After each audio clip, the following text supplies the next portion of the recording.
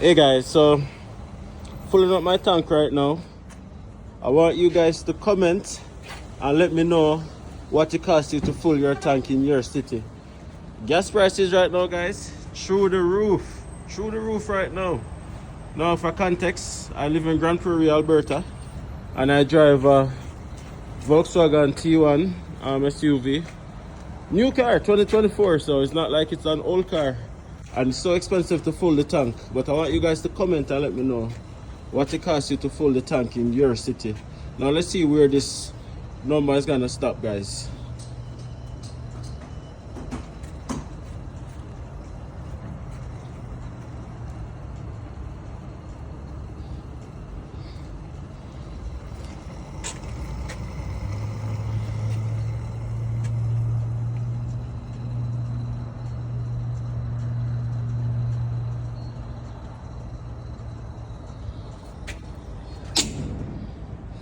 Okay, so it stopped at $83.